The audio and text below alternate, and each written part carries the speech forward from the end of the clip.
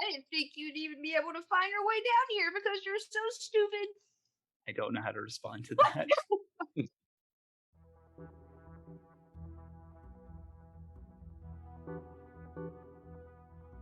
Hi all, and welcome to another episode of Radio D&D. We really wanted to find a way to share our current campaign, so thanks for joining us. Before we get started, let's introduce ourselves. I'm your Dungeon Master, James Landoff, joined here by... Hi, I'm Stephanie, and I play Lux. My name is Mike, and I play Marcus. My name is Casey, and I play Beatrice. Hello, my name's Ethan, and I play Zephyr.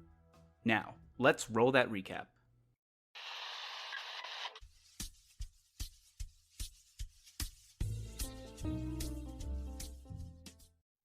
Hey there, all you fine fellows. You're listening to 98.3 The Drop. A month after the demon incursion, the 10th Kingdom is still recovering from the damage. But life has regained its sense of normalcy, and our gang gets back in the swing of things. With the help of Hugh, they are able to resolve both their contract with Bao and their mission for Navras, despite the confidentiality conflict. With all their obligations fulfilled, the gang gets ready for the Heroes' Day celebration, marking the 100th anniversary of the end of the Demon War. Setting up their Jeep and grill on the outskirts of the 10th Kingdom, they await the beautiful fireworks and air show. However, one of the planes appeared to have engine trouble, crash landing in a cloud of black smoke. Stepping from the wreckage was a thoroughly confused, blue-skinned human, dressed in aviator gear. Before they could be properly introduced, the black cloud of smoke sparked with lightning as strange jellyfish-like creatures emerged and attacked. After making quick work of the creatures, MLE sirens, the 10th Kingdom's magical law enforcement, were heard in the distance. Feeling it was best to leave the scene of whatever had transpired, the gang fled, dragging along the still very confused pilot. Someone give me a really pompous name. Real fast. Giles. Giles. James, let me message you. Okay. Giles Esquire. The third. Going with Giles? Ugh. Oh, you need a different Okay, well. Yeah, it's anyone really. Okay, cool. Also, Casey, I need to know your dad's name. Have I never given my dad a name? Whoops. He doesn't have a name. His name is Dad. Oh, well, he needs a name. What's a good... I mean, my name's Beatrice. That's not exactly like a gnome name. I think Beatrice is a fine gnome name. I don't know. I feel like I want to name him Paul, but I feel like Paul's not a good name. His name's Bruce. Bruce? He That's does a not good- seem like a Bruce to me. No. No. I want to get alliteration. Well, let's go with a B. Okay, I How old had is- one I was going to use for another NPC, What is but you it? could... It Nigel? could be Dave. no, it's got to be a B name. B name for Gotta be- boys. Doesn't have to be B. No, Really? I want it to be alliteration. Oh, but that wouldn't work because... Oh, no, she's adopted. So, yeah, it does work. Cool. Billy. Doesn't really seem like a Billy to me. Boyd. Everyone- Oh, I hate Everyone this name. come up with names for Beatrice's dad. Somebody in the theater program I was in, he Darius. had this name. Briggs. Briggs? He doesn't Briggs. seem like a Name. Briggs Briggs. either. I freaking He hate that doesn't name. seem like a Brig to me. That's Barry. Barry Barry. Brunswick. Oh yeah, I think Barry kind of fits. Maybe I think- Bernard. but Barry for short. That's Well, it. Benny. Benny. Benny Brunswick. Benny and That's This fair. B. Is that like his full? Is that like a nickname? Well, it'd be Benjamin, right? Yeah. Cool. I'll take it. Yeah, do it. Let me write this down before I forget my dad's name. Does he specialize in jets? Benny Oh. and the Jets. Oh my gosh. No, that would be Zephyr. That would be Zephyr. Okay, here we go. There's Brian. He could be Brian. No, I like Benny. There's also Buck. He could be Buck. Bert. Bert. No, Bert. he's Benny. We've Bert. established this. Befrey. Bert would be great. Bert. Hey, Bert. What you doing, Bert? We also have to resolve Mike's contact. So you rolled a 7, which Oh. means you're indebted to him. It's Yep. not outright antagonistic like the last one. Well, that's helpful. So you said he was a military person? Someone who is at least like maybe even like the records office, not someone who's like high up in the military. Okay, so like a military accountant. Pretty much, yeah. This would be more like a historian. This is like literally someone who's in the stacks, keeping track of everything. Oh, you want to go with historian then? Yeah. So it's historian's maybe not the right word, but it's archivist. It's an archivist. Okay, yeah. I think that would fall under logistics. I think you're right. James. Yes, Casey. Should my dad be named Benny or Bert? It's up to you. I hate this. I feel like Bert is like a solid, like, classic dad name. I feel like if it was Bert, his full name would have to be Bertwell. No. His full name would be Bertwald. Robert. Bartholomew? Bertrand. Bernard. He's Okay. he's your dad. All right. So back to the other thing, military logistical. What's his title? I'm not terribly familiar with military Logistical. hierarchy, but I'd go with archivist. Probably be like logistical officer or maybe agent. Specialist. Specialist, probably. Yeah. Military logistical specialist. Yeah. I only know kind of some of the lingo, so That sounds official. Military Sounds- logistics specialist. How's that? I like that. All right. So yeah, we need their race, their gender, their name, age, eye color. All right. So they favorite are breakfast cereal. Yeah. They are half elf. His name is Charles, and he's about 50 years old. Okay, 50 years for a elf. It's gonna be what, 400? It's 300, something like very, that. very old. The 400-year-old half elf. Wait, do half elves live that long? No, they actually have lifespans not comparable to humans, but more like they live up to 200 years old. Okay. So he would probably be about 100 then. Right. The 100-year-old, it was just his 100th birthday a couple weeks ago. Good. Eye Charles color lived- is blue. No, you don't have to. You don't have to do that part. Yeah. So how does Marcus know this military logistics specialist? I would say that he did some work on a pocket watch for him. He had 50 years of service in the military, and they gave him a very special pocket watch. And he brought it into my tutor, master, or tinker shop for regular cleaning to make sure it lasts as long as possible. Yeah, and why are you indebted to him? What did he do for you, or what did you do that put him in a bad situation? I may have lost a gear to his pocket watch. It's ticking backwards right now. Yeah, it's not keeping time properly. I lost one of the gears to the pocket watch, and had to replace it with a different one, and it doesn't keep time. It has 25 hours in the day, not 24.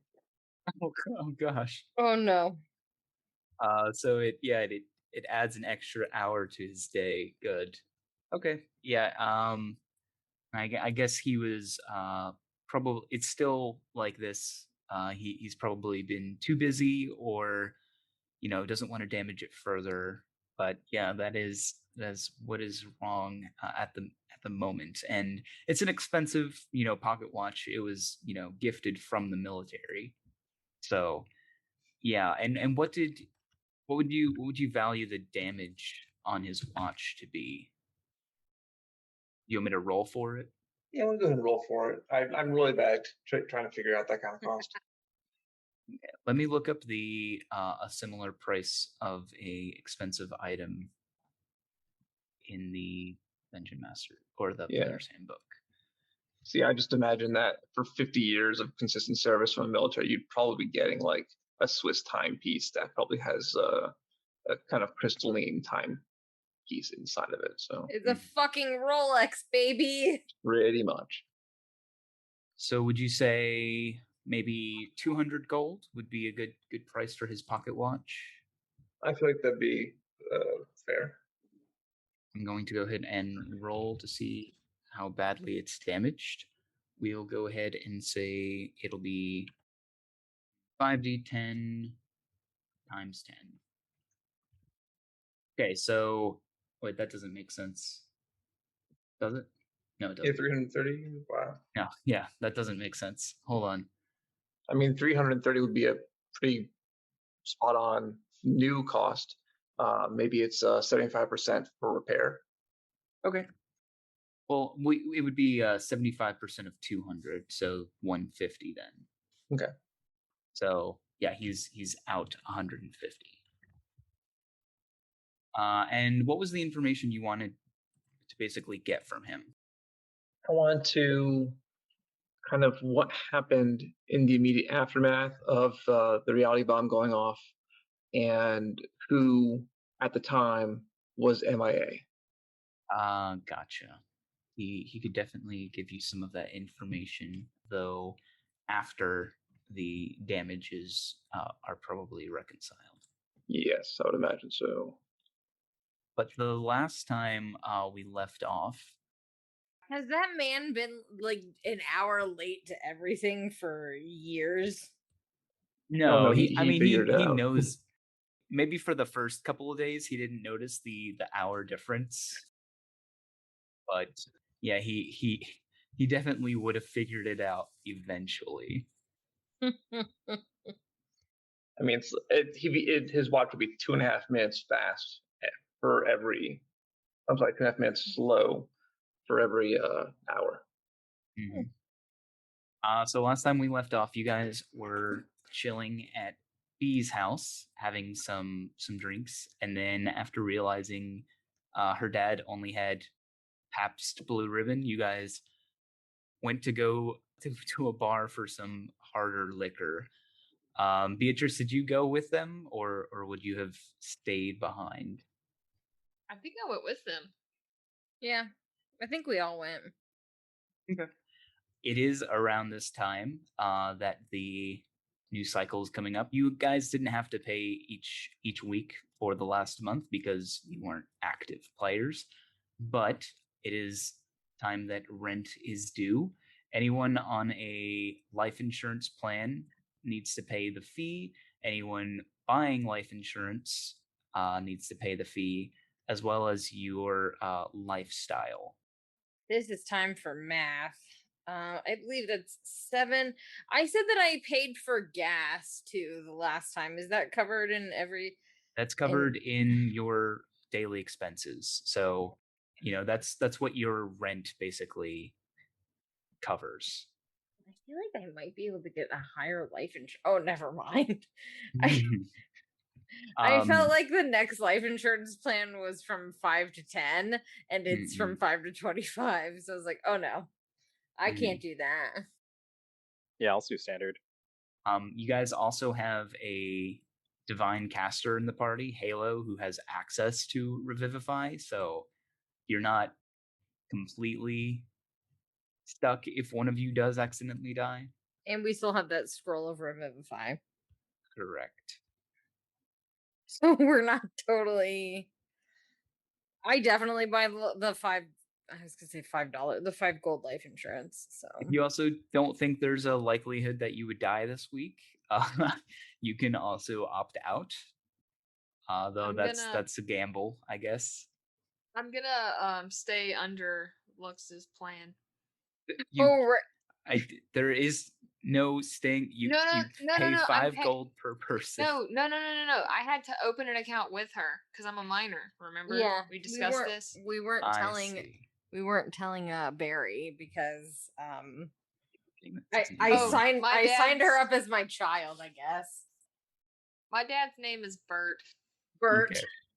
Yeah, his name is gonna be Robert, but they're gonna call him Bert. I felt like that was a really good dad name. That is a Mhm. great dad name. All right, Bert, it is. Just to go back over the benefits of, the different type of lifestyles, I believe it was Poor got a D4 or Modest got a D4? Modest got D4. So poor Right, gets so- a D2, I guess. Yeah, Poor can have a D2 and Squalid can have a D1. That'll do. one. Good. Yeah, so Modest, you get a D4 on any check, saving throw, attack roll, yada yada that you want. Comfortable, same, but it's a D6, wealthy D8, and aristocratic a D10. Does everyone have what they are paying? Yep, I already Um, took mine out. Mm-hmm. Okay, and that's once per day. Once per week. Okay, cool. Probably Modest, I'd assume. Could you go over the prices again? I feel like that would help. So Modest is 1 gold, comfortable is 2 gold, wealthy is 4, and then aristocratic is 10 at the minimum. I'll leave it at. I at don't have week a for now. social security card.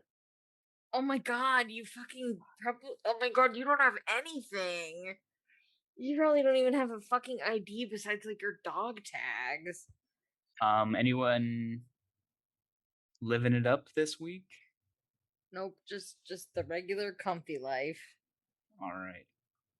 Comfy life it is.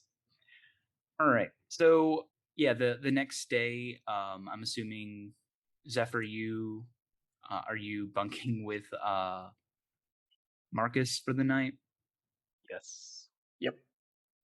Is it awkward for Marcus having a roommate? It's unusual, but it's fine. It's he's just praying to himself this ass not going to be here forever. It's a quick thing. Sure he won't. Yeah, that's the goal. Of course not.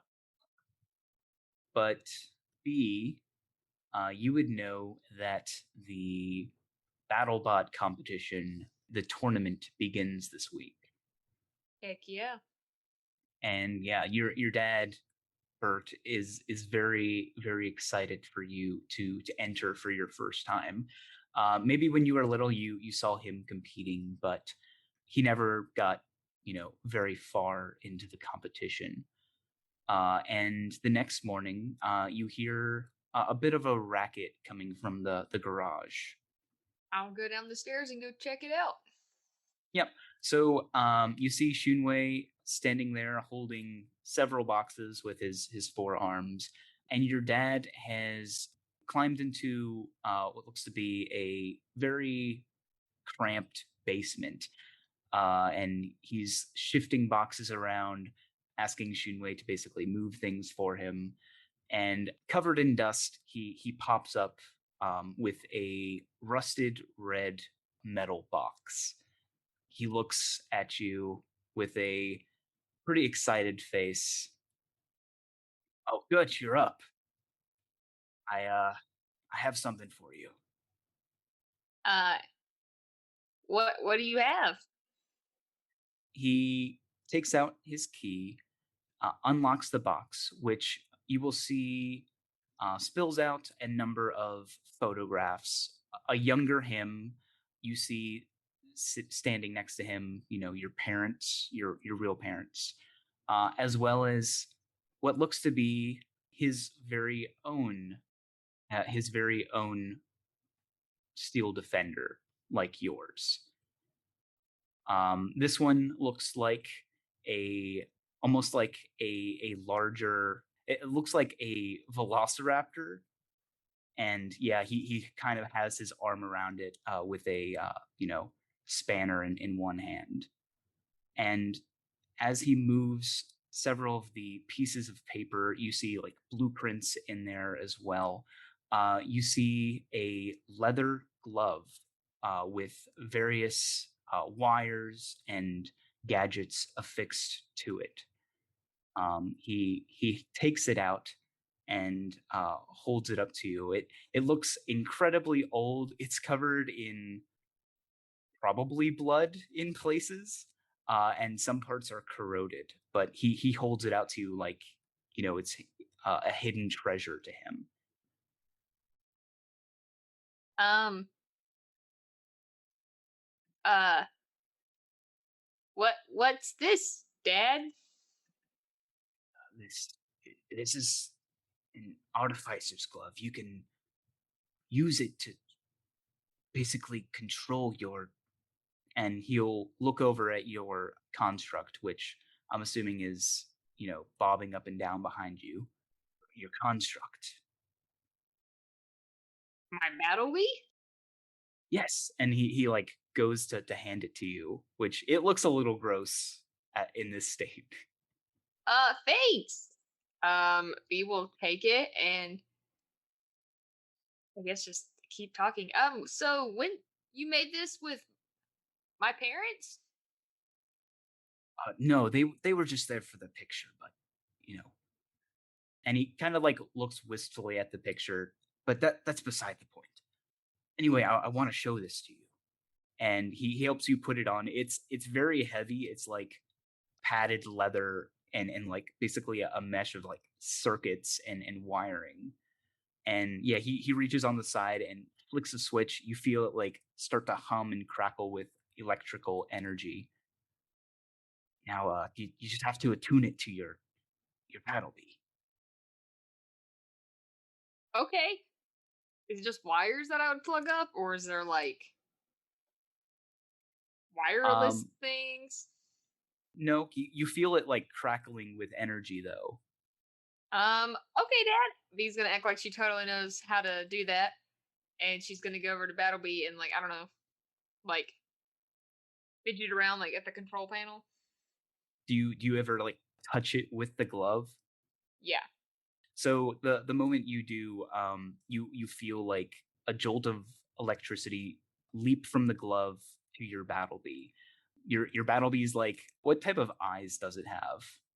It has like hold on, let me pull up the picture. Or ocular sensors does it have? I should It say. has like that circular head that comes out of the top of it, and it has Mhm. like a sensor bar, like a Okay, blue sensor bar across like the circular.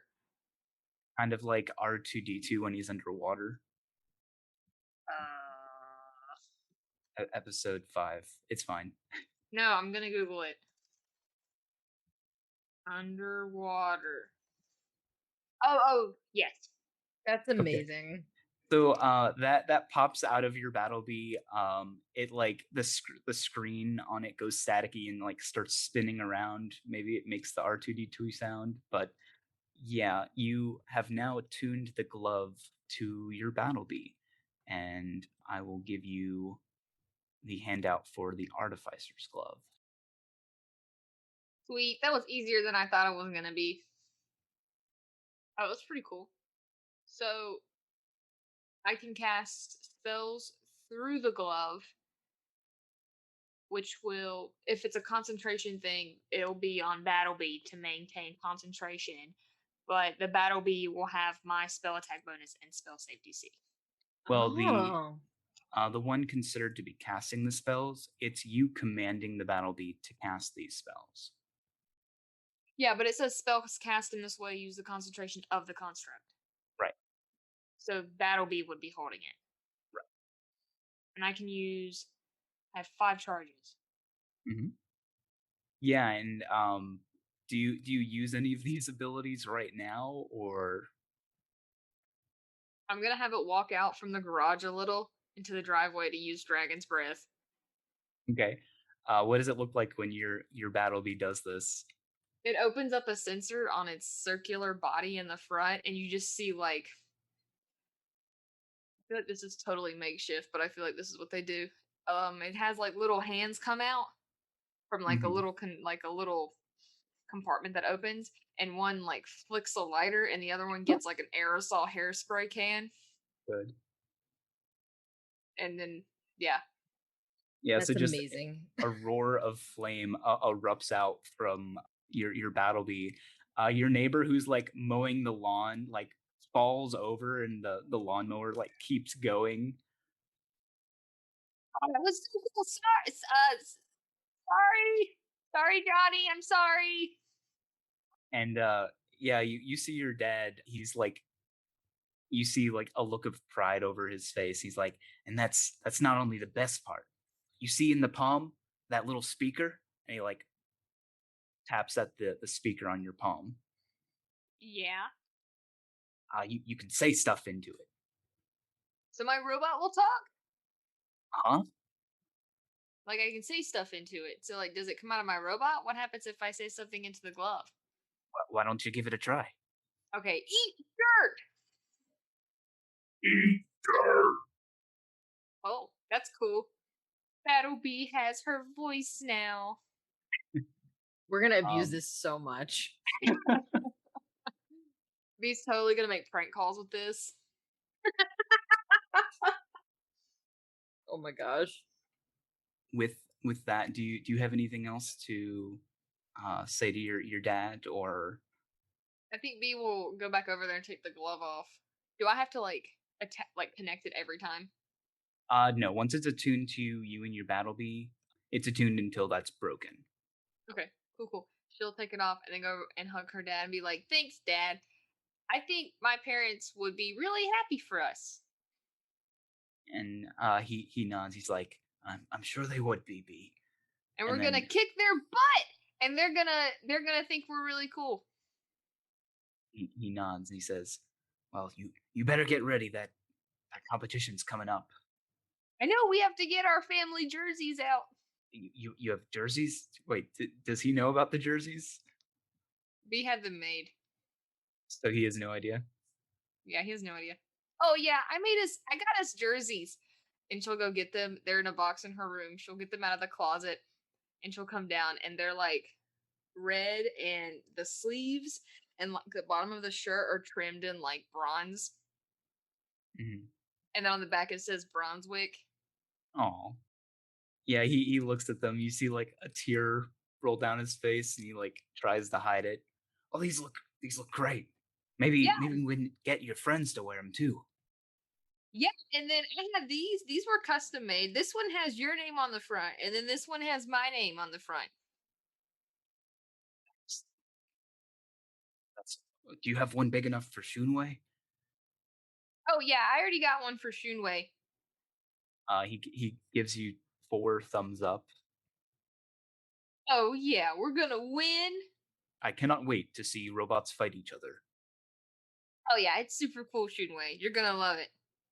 But with that, I think it's okay to go ahead and move forward to the first preliminary round of the competition. Well, I have to Um, tell. B has to tell her friends. Yeah. okay, yeah, go ahead and yeah, I guess get on the radio stone. Okay. Dad, what time is this? What time does it start again tonight? It's normal time, midnight. Okay, cool. I just wanted to make sure. Okay, I'm gonna call my friends All right, and just B will. don't be late. I'll see you there. Okay, I got us snacks too. Did you get me Slim Jims? Yeah, I got you one of the packs of like 28. Perfect. Not the spicy ones, right? I can't. No, eat just those. the normal ones. I know the Okay. spicy ones, upset your stomach. All right. Perfect. Okay, I'm gonna go call my friends. All right. And she'll run in the house. She'll go to the phone, and she'll No wait, she's not calling on the phone. She's going to the radio stone. She'll run into the Mhm. house. She'll go to her radio stone. Hey guys, is anyone there? Lux will pick up first. Hey B. I don't know if you have plans. I kind of waited until the last second on this because I forgot, and also that plane crashed, and there was a holiday, and now Zephyr's here, and he's having a meltdown, and a lot's been going on recently. But Well, tonight is the Robot Fighting League's BattleBot competition, and I hope that you guys can come. And I got you jerseys and your tickets. You just have to come to the tunnel. You don't have to pay tickets or anything. He did kind of have a meltdown, didn't he? But I don't have any plans, so I can definitely come. Just battle. What's it called again? It's called the BattleBot tournament. I'm going to enter Battlebee, and we're gonna kick ass. Oh yeah. Oh, I wouldn't miss it for the world. And I got you a jersey. Perfect. Wait, what are the colors? Well, it's red, and the sleeves and the bottom of the shirt are trimmed in bronze, and it says Team Bronzewick on the back. Perfect. Yeah, I think we're pretty cool. But Yeah. I'm gonna leave my key outside under the mat, and you can just come get the t-shirts. I'll leave them in the living room. Okay, yeah, I think that sounds good. Maybe Marcus and Halo and Zephyr and I can get the shirts, and then we can meet you at the battle ring at midnight. That sounds like a good plan. I like that. There's Marcus. Yep, I'm here. Hey Marcus, how is our new friend? I don't know, Zephyr. How you doing? Zephyr was probably up the next morning looking for cigarettes and also laying out a bunch of papers, trying to trace down just like this conspiracy theory-esque trail of pins and thread. I'm trying to figure out what exactly happened. He is preoccupied, which may not be a bad thing. Is that a radio? Who are you talking to? I'm just talking to my friends, Lux and B. You had the other day. Her. Yeah, Devil Lady. I don't. Lady. Did they? Do I hear you say Devil Lady? I'm like, hey, that's not my name. We gotta get Zephyr a radio stone. Yeah. Well, yeah. It's a radio, Zephyr. I'm sure you've had one of these before. Yeah. Yeah, of course. Cool. All right. We'll get you one before too long. I had one in my talent before I threw it off. Huh. Oh, I forgot. I didn't have a t-shirt made for Zephyr because Zephyr wasn't here. But it's okay. I'm gonna have Shunwei go get one for him. So don't let him know that I originally didn't have one. I am going to go get him a jersey. Thank you, Shunwei. Cool. So, Marcus, let's maybe meet I don't know, a half hour early at B's place. Since she won't be there, we'll bring you the key, B. Yeah, it's gonna be at midnight, and I'll leave the key under the mat for you guys. And Shunwei's gonna be with us, but I'll leave a map. Okay. All right. That sounds good to me. Perfect. And then they have food there, but it's kind of expensive. It's like when you go to a baseball game and all the food's really expensive and stupid. I have snacks if you want to bring those. You might want to get food there. I don't know. They have hot dogs. They also have alcohol. I feel like that is also a good thing for you guys. Maybe. Oh yeah. I think so. Let's just go to Waffle House first, and then just hit up the fighting ring. Well, shouldn't we go to Waffle House after? It kind of feels like an after. I have to be there early at 8 because we got to do practice and stuff. I got to make sure Battlebee is ready to kick butt. But we should go to Waffle House after to celebrate my win because I'm gonna win. Marcus, if you and Zephyr wanted to maybe meet at a bar beforehand, maybe we could grab a drink before. Sounds good to me. Yeah. All right. I don't know, we'll just meet somewhere near B's house, I guess. We've been there a couple of times, so. Yeah, a couple of times. I'm sure we'll be fine, yeah. Awesome. Well, see you guys there. See you there. Hang up. Bye! Yeah, so the last thing anyone hears on the radio stone is, see you guys there. I'll be there too. I didn't know when to talk. So, good. Yeah. Zephyr's not on the radio, right? He's not on this right now? No.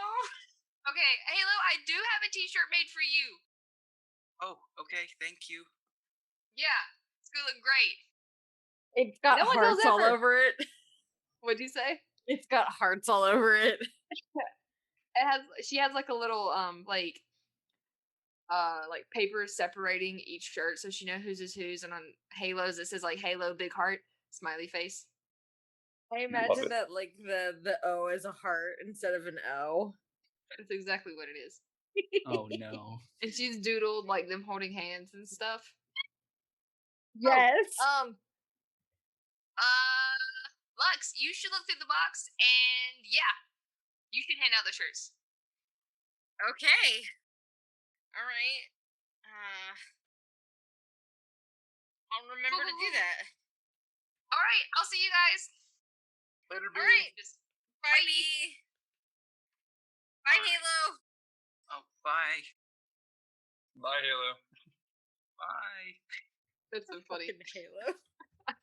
All right. So yeah, you all meet up before. Some of you going to pregame the BattleBot competition. Yeah.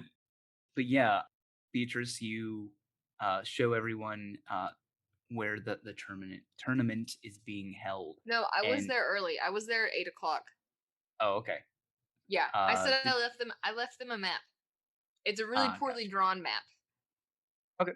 So in that case, assuming you guys all meet up to go there before the fight, it's underground, and yeah, even from like below, you can hear the echoing of like the screams and the yells, reverberating off of the concrete below. It looks like it used to be maybe like part of like a sewer at one point, though it has either collapsed or been closed off. But you guys make your way down there. There is a person selling tickets.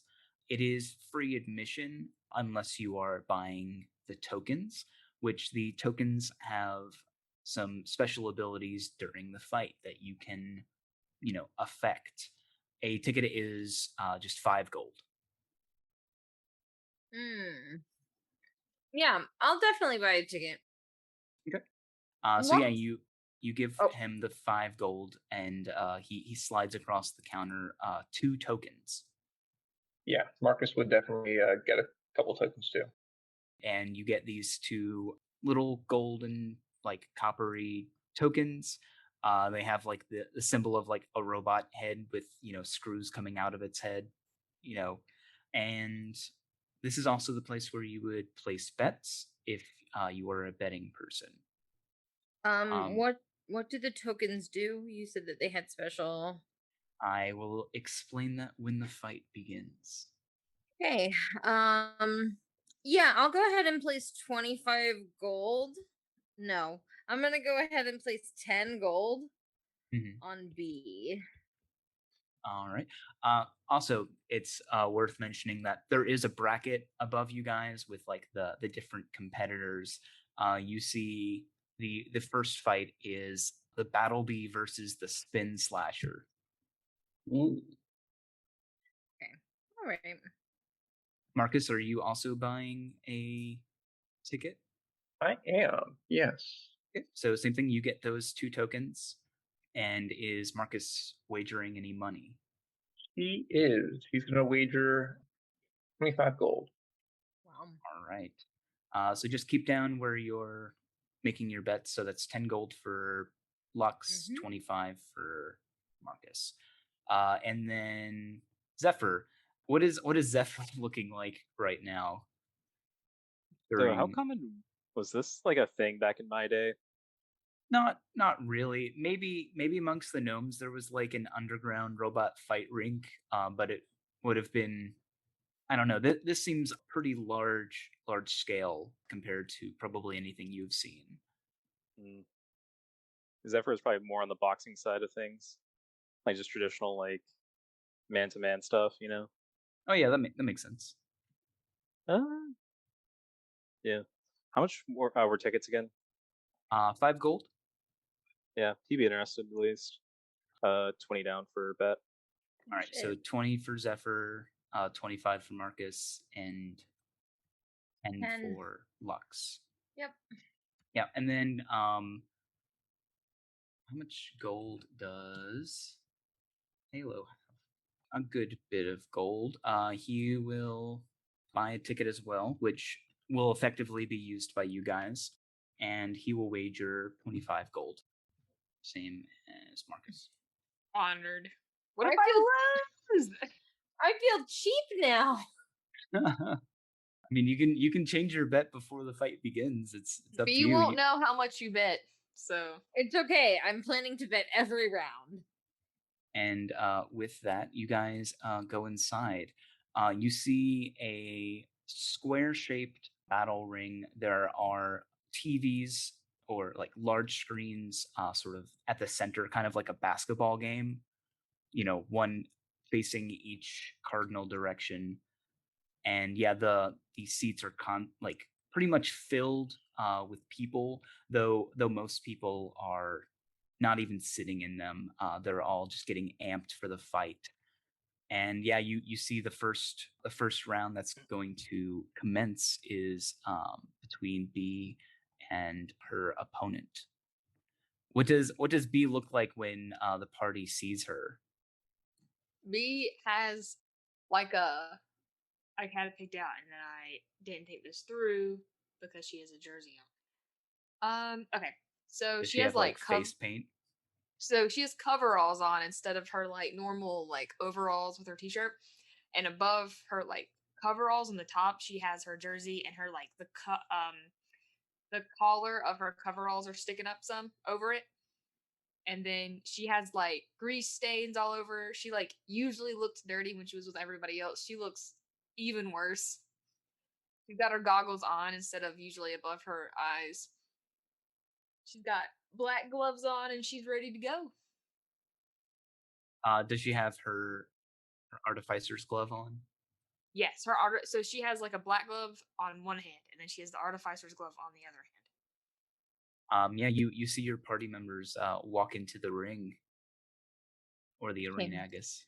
I humanate cheerleader outfit that matches the colors of the Oh, no. jerseys. Oh yes, I bought pom poms. They're like Oh, no. slightly off color, like, but she was dressed in something else, but when we got to the house and picked up the jerseys, she used the cloak of many fashions to fashion herself a cheerleader outfit. She looking cute. Little sneakers. Do you guys say anything when you see B or yeah? Yeah. Marcus would wave really noticeably, as annoyingly as possible, and say, "Hey, B, kick ass!" Go B! Make us proud, kid. Oh wow, they're waving at me and they're saying something, but it's really loud. So I think it's good things. I'm sure it's good things. I'm sure they think I'm gonna win. I think I'm gonna. I hope I win.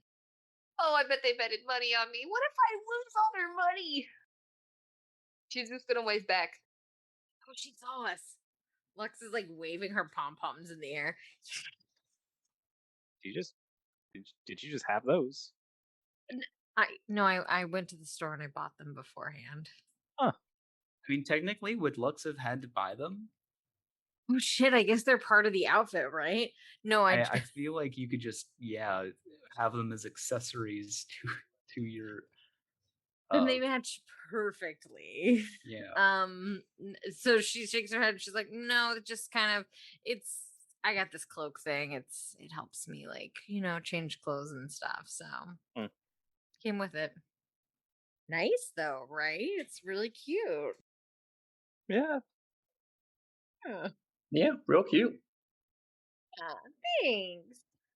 All right, so you guys hear over the speakers as like the lights start to dim. You guys, need to find your seats fast, and you hear over the loudspeakers as like the that song plays. You hear artificers take your positions. There's a platform that opens up in front of you that you can see leads down into the arena. Okay, she'll go get on the platform. Okay. And on the opposite side, you see a rather pompous looking individual board the adjacent platform on the opposite side of you. And joining him on the platform is his construct, which is at the moment spinning. It has like this humanoid frame on top of it with these two blades, but it seems that it basically looks like a top. And he kind of like looks at you across the way with a sort of like superior attitude. Do Marcus you already doesn't like this guy. do you do or say anything? B, Yeah. can she yell at him? Can he hear her? Yeah, definitely. This is like the time for you guys to like talk smack to each other. Oh, well, B usually tries to be a good sport, so she'll be like, good luck. Well, good luck. Cool looking butt. She's gonna give a thumbs up. Yeah, he like sneers at you. I think you mean graceful. You're a little bitch. You're going down. My Atta butt's girl. going to slice yours to bits. Oh my god. Sorry, I couldn't hear you over the sound of bullshit. Atta girl B. I've decided I don't like that man. Can I make sure that we acquired seats right behind where B is gonna be? Because I would like to give her a bardic inspiration. Yeah, definitely. You can basically be in range of whatever you need to be. You will notice that along the perimeter of the arena are parking meters. They have been refitted for some kind of mechanical purpose in this ring. Oh. Huh. Interesting. I can't wait to see the map. With that, you guys hear over the loudspeakers again.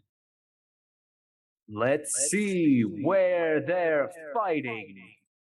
You will see on the Jumbotron a various amount of pictures being cycled through, like it's being picked at random.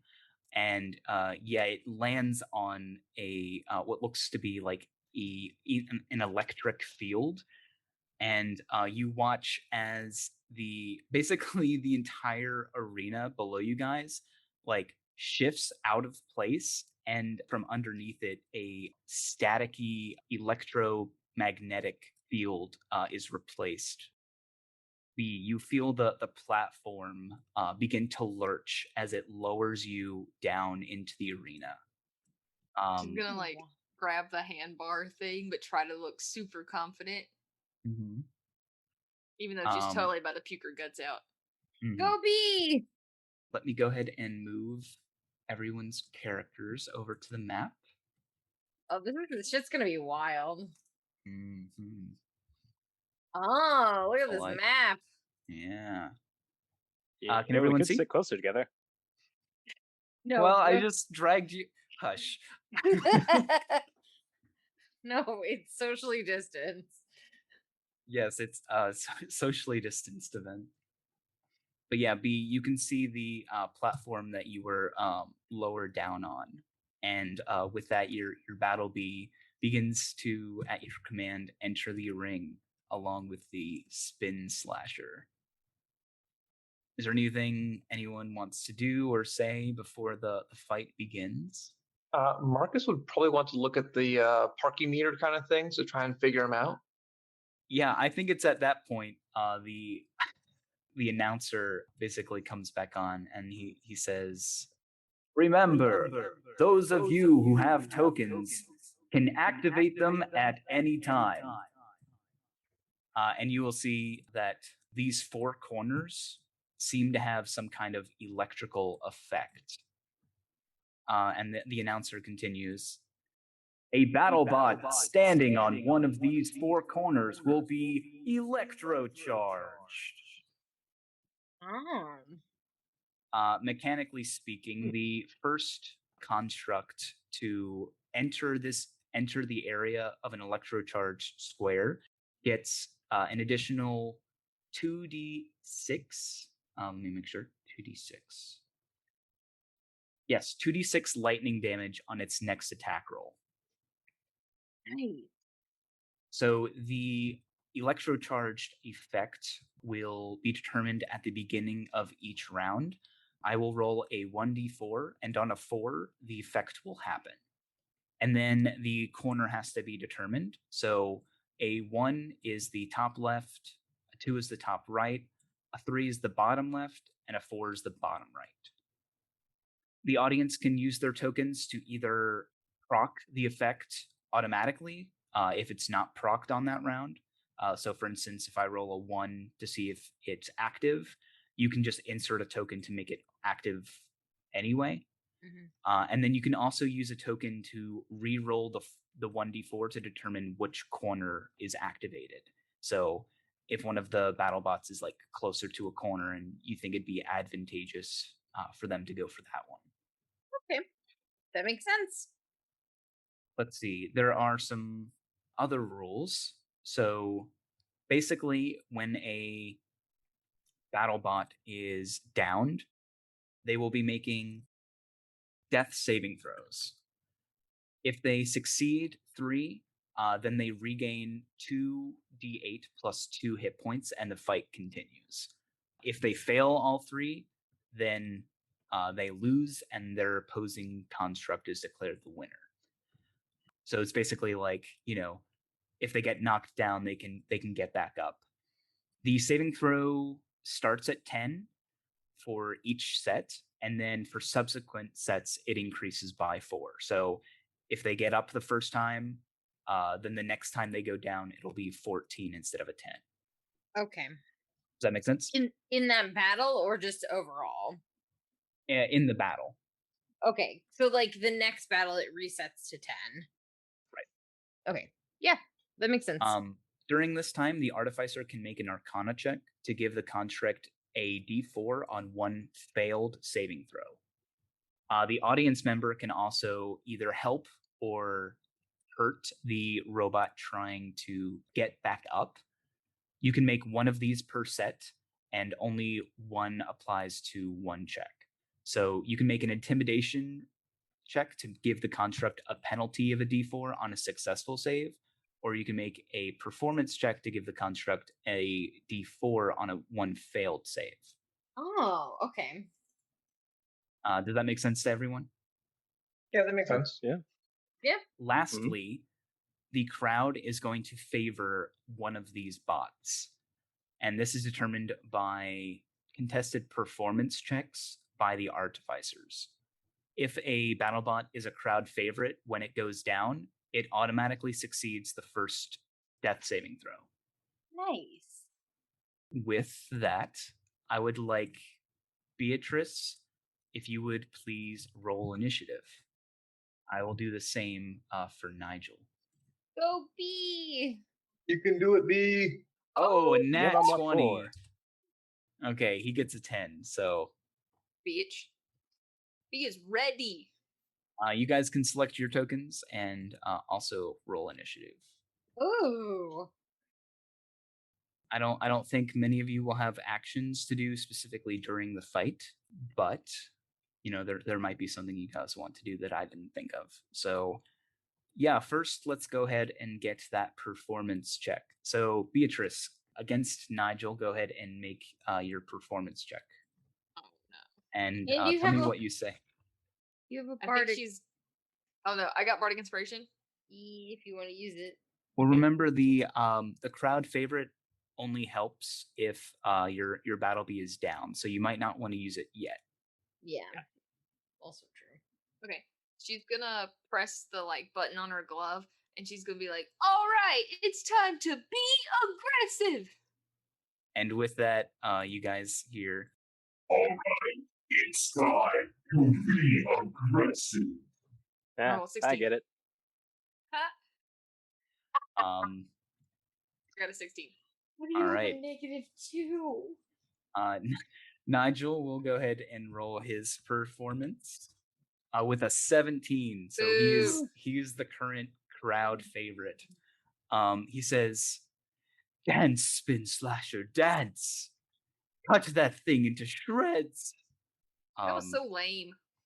Yeah, It's it was the a worst. little lame compared to yours, but apparently the crowd liked it. I feel like I should Yeah, have I given them guess so. disadvantage for that. Anyway, let's go ahead and roll a d4 to determine the electro charged effect. It's a 1, so it does not happen on this turn. Would anyone like to use a token to make it happen? I'm good. Yeah, not I yet. think I'm Not yet. fine. All right. Battlebee. It is Battlebee's turn. All right. So Battlebee is gonna run 40 feet diagonally. Okay. Can Battlebee prepare actions? Yep. Battlebee will prepare to attack if the spin slasher comes near. So on its turn, you will see the spin slasher, like a top, begin wheeling towards you. You hear Nigel say, "Yes, spin slasher, go! Let it spin!" And he will go right there, getting into range of Battlebee. All right, so Battlebee will attack. With a 9. A 9 misses. Starting this out real good. The spin slasher will use its spin ability. The construct begins spinning rapidly in circles and makes 4 slash attacks at advantage. Jesus Christ. So you watch it holds its blades out on either side of it and starts spinning in circles. Let me have the advantage toggle and whisper talk. All right, so at advantage, it makes 4 of these attacks. 1, 2, 3, 4. 3 of those hit. Correct? Yes, and the crit is just normal. Right. So even though it crit on you, your Battlebee's adamantine armor protects it. So it deals you 3 plus another 3 plus 4, dealing you 10 force damage this turn. Fuck this guy. And its spin ability doesn't recharge. Mm-mm. All right. Is there anyone else wants to do this turn, or it'll just cycle back to the other guys? I'm good. Yeah, I'm Just good. want to say that I just realized. At first, I was thinking this guy sounds like a Yu-Gi-Oh villain, but now I realize he's a Beyblade villain. Oh, man. All right. Yep. Next round to see who's the crowd favorite. Beatrice, go ahead and roll first. Do I need to say something else, or is it just like a continuous thing? If you would prefer, we could just make the performance checks when someone goes down, since that's really when they matter. Okay. Let's roll a d4 to see if the electro charge happens. It does not. It's a 1. Does anyone want to insert a token to make it happen? Not yet. I'm gonna hold off. Yeah, you know what? I will. I'll take, because we still got halos. I'll take one and I'll I'll take one of halos. I'll be like, hand it over, please. Yeah, he'll put it in your palm and say, I've never seen a fight like this. Yeah, it's wild, and we gotta make sure B wins. Because it's gonna be bullshit if she loses on the first one. And she'll take it and go pop it in. Yeah, I got money on this. So can you guys see my pings? Mm-hmm. Yes. All right. So 1, 2, 3, 4. Got that? Yes. Yep. It's top left. Can That'll you make it? You just have to end up in one of those 5 squares. And it's the person who activated that can choose when it turns on. It's you guys watch as the 9 squares over here begin jolting with electricity. Will if they don't make it to that square before the end of the next turn, will it go off? It persists until it's used. Okay. Does it affect all bots that are in that? It's the first bot who gets into that area. Got you. Okay. So if you are the one to get into that area, your next weapon strike will have 2d6 lightning damage added to it. I thought it Your damaged me. No, it gives you damage. Oh, okay. It infuses your weapon attack with electricity. All right. Can Battlebee disengage? It can, but if you do that, then it won't be able to make it to the electrocharged area. All right. Well, I'm just gonna have Battlebee run. I'm just gonna be like, Battlebee, run! It's going to take an opportunity attack on you, Oh not at advantage. Oh no! So quick slash, 6 misses you. Cool. You watch as your Battlebee stands on this area. You see its force-empowered rend blades start crackling with electricity, and its blades turn this like violet purple color. Cool. Oh, that's so cool. Let's go, Battlebee! The spin slasher it can't get over to you, so it will here and hold an attack to attack you. Does anyone do anything this turn? I'm good for now. All right. So the effect ended. So we'll roll a d4 to see if it procs again. It does. Let's see what corner. It's the bottom right corner. You see Nigel. He looks at his BattleBot. He's like, "Go, spin that way." Battlebee, it's Battlebee's turn. What do you want to do? Battlebee is it every time it uses its spin thing, it gets 4 attacks on me? Oh, I did forget to roll a d6 to see if it recharged, which it does not. Okay. It can only use its spin if it's been recharged. When I use the Artificer Glove, is that my Battlebee's action? Yes. Okay. It is effectively the Battlebee casting the spell. All right. Battlebee is going to run real close to the spin slasher, and I'm going to cast Grease. So I'm going to cast Grease on it. Ooh. So it's like so Grease on its covers... actual body. Yeah, it's a 10-foot square. So what I'm gonna do is I'm going to cast it like on it. So I'm gonna cast Grease on it as well as the surrounding area. Okay. In the direction that it's gonna have to move if it wants to go get the lightning. All right. So... does it need to do anything this turn against the Grease? Yes, it says when the Grease appears, each creature standing in its area must succeed on a dex saving throw or fall prone. Yes. Okay. What's your save DC? My save DC is 14. It's 20. Ugh. Yes. So it starts like wobbling slightly, but then you see it like elegantly like start spinning sideways until it wobbles back to the upright position. And you hear Nigel, "Haha! Yes, your Grease is no match for us." What happens if the spin slasher moves through the Grease? It just says, oh, and it becomes difficult terrain. Oh, so it's difficult terrain, which means it can just barely get to the electro-charged area. Lame. With that, it's its turn. It will end its turn there, and you see its 4 blades become electro-charged. Oh, what a motherfucker. Does anyone else do anything? Is there any way that I could persuade the crowd? Like if I do some sort of like chant or something? Yeah, you can like hype them up to see if you can like get B to be their crowd favorite. All right, that'd be like a charisma check. It would be performance. Oh no. Someone throws their popcorn at you. Shut Oh, no. up. Okay. I am not liking this age. Not one bit. People are usually nicer, but you know, it's a rough crowd. People right, try don't like because he's smoking indoors. There's tons of people smoking in here, yeah. And drinking. Okay. Let's see if the Spin Slasher's ability recharges. It does not. Let's see if the electro charged effect occurs. It does not. Does anyone want to make it happen? No. It does stack with attacks, so you can be like electro charged multiple times. Oh, okay. I have a question. Yeah.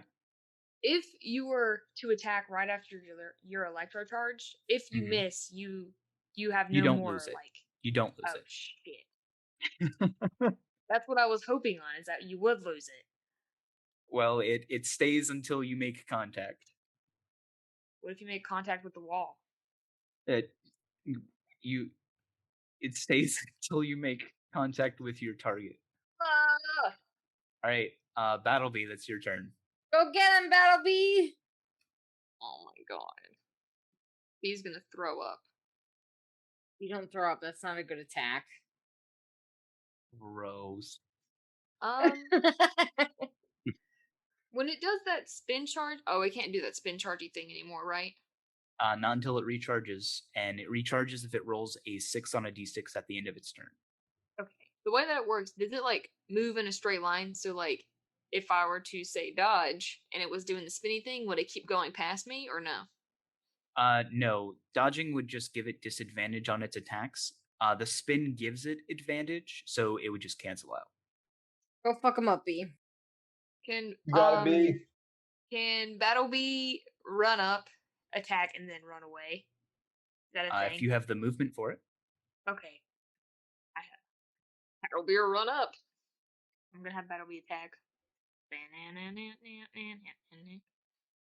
22. A 22 hits. Let's go. 8 And then force. add 2d6 lightning damage if you wouldn't mind. Okay. 8 additional damage, so 16 total. Can you see its health bar right now? Yes. All right. Bam. Oh, so high. But as you strike it, you notice the spin slasher begin to wobble unstably.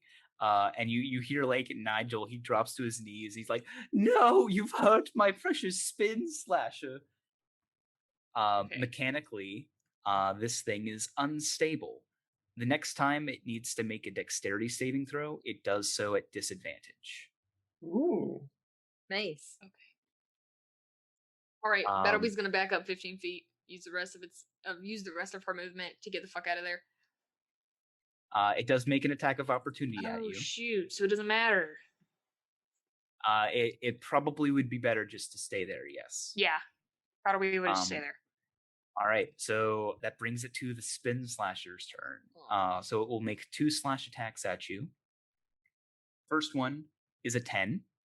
Second one is a 6. Both of them miss. Sweet. But its spin attack does recharge on a 6. Oh no. Okay. Does anyone do anything this round? Yeah, Marcus would put a token in there to turn on one of the 4 pods. Well, don't do that until the next round, because if it doesn't happen the next round, you can make it happen. All right, I will do that. Does that make sense? Yeah. That brings it to the next round. So let's roll the d4 to see if it procs. Actually, I have sorry. Yeah, sorry, go ahead. Zephyr will lean over to Lux and say, "Hey, why don't you use some of that devilish charm of yours to maybe persuade the crowd?" Oh. She looks mildly offended by this. It's not really like devilish charm, it's just my natural charm. Okay. Yeah, I'll try to persuade the crowd. I'm in a cute little cheerleader's outfit, so like, yeah, I'm gonna try to get them cheering for B. Okay. Make a performance check. Alrighty. A 13? A 13 is enough for the mechanics I have. So making a performance check of 11 or higher gives B advantage on her next performance check. Woo! So yeah, they're like, you start saying be aggressive, and you get a couple of people chanting. One little kid just like is holding a balloon and has his like pinky in his nose, is just looking at you like, what are you talking about? Probably shouldn't be down here, but he is for some reason. Builds character. Yeah. Marcus, since it did not happen this round, did you want to go ahead and use one of your tokens to make it happen? I do. All right. So let's roll to see which corner activates. 3, it's the bottom left. Good. That'll be go. It is your turn. You'd have to dash to get there, yes. I'm gonna have Battlebee make a run for the one that just activated. 45 feet. So I'll have Battleby run 45 feet. I'll have Yeah. her swoop in to grab it, and then I have 45. So 35 more movement. Sure. Oh my god. Anyway, either way, it's gonna be able to get me. Well, it would probably have to dash to get you. Yeah. Does that Which mean means it it can't can't attack do me? spin attack. Yeah. Sweet. Okay, and then I'll have her move another 35. All right, that's good. Get the fuck out of here. All right. Your Battlebee's electro charged. Spin Slasher's turn. As it wobbles closer to you, unbalanced. Oh wait, you moved away from it, so it does get its attack of opportunity on you. It will make that attack with a slash, getting an 8 and missing you. Bye. All right. Now that it's its turn, it will move right there. Ending its turn. All right. Let's see if the electro charge happens again. It does. Oh my god. Bottom left corner again. You both Nope. are currently electro charged. Bottom left. I'm gonna use one of my tokens. I'm gonna go over and try to change where it's at. Okay. It is now the bottom right. Does anyone else want to change it? Motherfucker. Yep, I'm up to change it again. Yeah. All right. I'll roll again. Bottom right still. It doesn't change. I'll change it. All right. Now it's the top right. Oh shit. Whale? Well, how many? Can we buy tickets every round? You could try and buy other people's tokens from them if you want. Okay. I mean, I feel like I'd be able to buy a new ticket every round. I guess if you want to spend money, I could just sell you the actual tokens themselves. We'll say a token is 5 silver pieces, so basically 2 for a gold. Okay, all right. I'm good for now, but Okay, it's still currently this corner up here. all right. I'm gonna use my last one to do it. All right, Come on, one. Come on. it's still a 2. Still the top right. I'm gonna look at everyone. Should we try again? Who got halos? Still? Halo Yeah, has look at 1 mine. more. I have one more too. Yeah, Halo, hand it over. She's gonna do it Okay, one he more gives time. it to you. All right. Goes another one. All right, bottom left. Great. Love this. Zephyr. Yep. Am I rolling again? Yes. All right, it's the top left now. Battlebee, that is your turn. Can we Okay. just put all of our So- tokens in one round? Yup. You guys are Yeah. just putting them in there one after another. Yeah, we're very committed to getting B supercharged. Oh yeah. Okay. Battleby is going to I'm gonna buy more though for everyone. run Okay, to so the yeah, immediately Lux goes to run and buy more tokens. Good. Yeah, I buy 10. I guess I buy 5 gold worth. Okay, perfect. Sorry, Casey. You're fine. Battleby will run towards the activated field, taking that attack of opportunity from Spin Slasher. Okay, does that mean you're double electrocharged now? Yes. Okay. So moving there is 15 feet. Mhm. It will make its electrocharged attack on you with a No. slash, missing you with an 11. Hell yeah. You could always move back and hit him. Yeah, you could try and move back and slash him. I am terrified that it's recharged. Well, it is gonna stay recharged, unfortunately, until Until it hits me. Fuck. Yeah. or until you kill it, and you're double electrocharged right now. Yeah. All right. I'm just gonna have Battleby run back up to attack. Okay. Make your attack. 7. A 7 misses. Wait, you have a Christ. bardic inspiration. Oh yeah, I do. I'm gonna use. It's a That's D8. It's a D8. I'm gonna And use you have that other thing if you need it. Your weekly Lucky Feet. Yeah. Yeah. 6. That brings it to a 13. That hits. Ooh.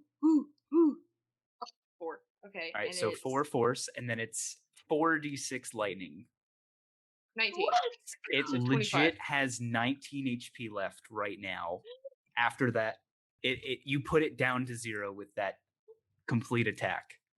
Better get your little top thing checked out because it's stupid and broke, and you're a really bad mechanic. Okay. Yeah. So, at the beginning of the round, we will determine who the crowd favorite is. Beatrice, you have advantage on this performance check. Go ahead and make. Okay, so it's a 5. Oh my god! And Jesus. let's give her. Can I use my lucky point? Can I use my lucky feat? You can. Am I allowed to do that? Yes. I don't think a bardic would help here. I think you can only roll one. What is the verbiage of the lucky feat? Whenever you make an attack roll, ability check, or saving throw. What spend does it one- let you re-roll? You Does it can let you re-roll the entire roll, or does it just let you roll one of the d20s? You may spend 1 luck point to roll an additional d20. Yeah, so it's not the entire Oh, okay. roll. It's just one more d20. say I do guess it. I'll do that. Okay, roll a d20. 16 or 18. Oh my god! Okay. That was a nat 20. Your Battlebee is currently the crowd favorite, so the Spin Slasher will not have any help on these. So let's have Nigel make his Arcana check. Wait, I can use something to make him do bad on this, right? You can try. Yeah. I just use a token, right? Oh no, I'll read those rules in a moment. Let me go ahead and make his Arcana roll. He fails, so he doesn't get to add anything to the Okay. Spin Slasher. So that means it's just going to be rolling on its own. So an audience member can make a DC 11 intimidation check to give the construct a penalty of a D4 on one saving throw, on one successful saving throw. Okay. I'm ready. And only one can be used per check. Audience member may only affect one saving throw per set. So there's 4 of you, so 3 of you can affect all 3 of his. Well, actually, he has the potential to make 5 of these. So let me go ahead and roll the first 3. He succeeds. Okay. Even with a penalty of a D4, he succeeds all 3 with an 18, a 14, and a 17. Motherfucker. Boy. That is the best death save. I should have rolled those one at a time. I'm sorry. You should have. Next time. But you all watch as Nigel, he's like, "No, my baby, stand, dance once again, spin!" And wearily the Spin Slasher stands back up, regaining 8 HP. Motherfucker. Kick his ass, B! It's still the beginning of the round. Nigel is scared, so he's going to try and get the crowd's favor back. He gets a 17. B, can you beat that? You have to get another nat 20. Let's find out. Probably not. 16. It's so close. Whoa, that was really close. Can I So give her? close. Hey, B, you could use that D6 that you have from your Yeah. your living expenses. I think it's okay right now. Okay. Let's see if the electrocharge happens. It does not. Does anyone want to make it happen? I'm okay for now. Not yet. I think B can handle this. All right. It is Battlebee's turn.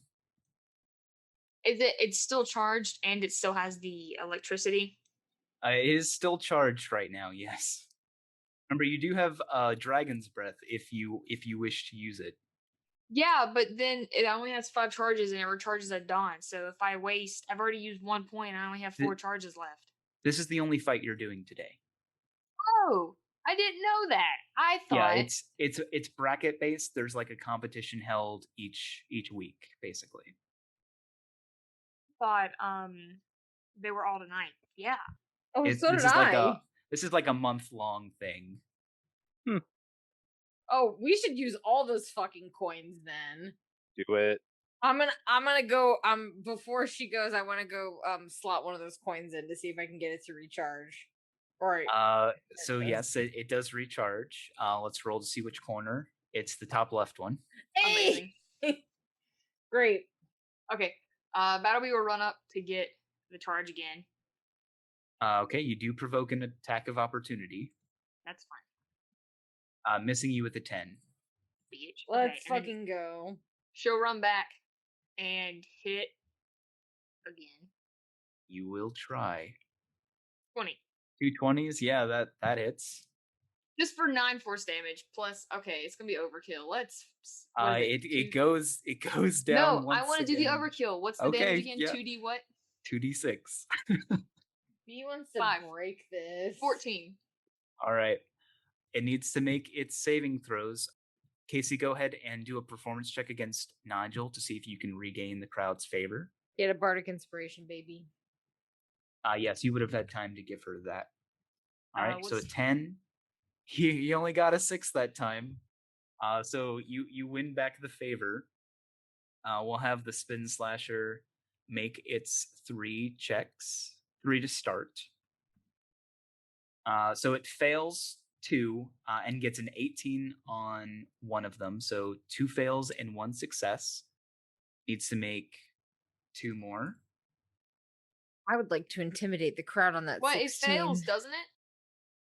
Not yet. It needs a 10 to succeed. If I thought someone it went can... up to 14. Oh, it does go up to 14. Yes, the thing expires on the field. As it... Oh wait, I forgot to have him make his Arcana roll. Let me make him make his Arcana roll. No, he's a bitch. He doesn't deserve it. He can so it's a D20 plus 5. Okay, he does get it this time. He's going to add a D4 to the 11, boosting it up to a success. Someone can then make an intimidation check to try and reduce it below 14. I'd like to try. Sure, make. I look to try too. Who's best at intimidation? Only one person can affect this one check. Not me. I have a +8. Yeah, intimidation? Yeah. Oh my god. All right, it's the DC is 11. Yeah. You get it. Roll a D4, don't roll 1. Oh my god. Okay, it dies. It is dead.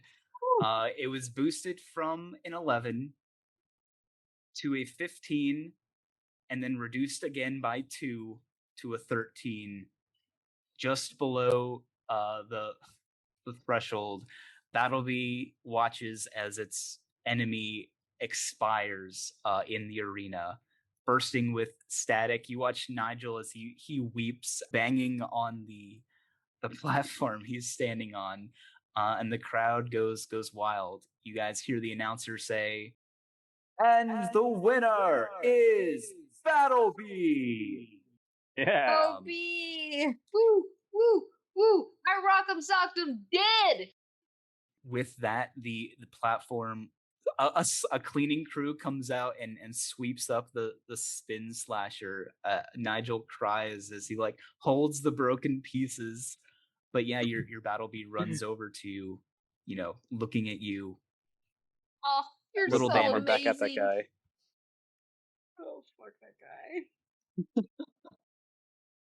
We will hug her Battlebee. Okay. And yeah, they usher you back onto the platform as it raises and brings you back up into the crowd. A lot of people are chanting, "Be aggressive, be aggressive." Be aggressive. Be aggressive. Where are you guys when she rises back up to the top? Be probably right next to her to meet him. Yeah. What does B look like right now? She looks really disgusting. She's really sweaty. Probably don't want to touch her. Marcus sucked her. Nonsense. Oh. B Her will give a pug. hug back.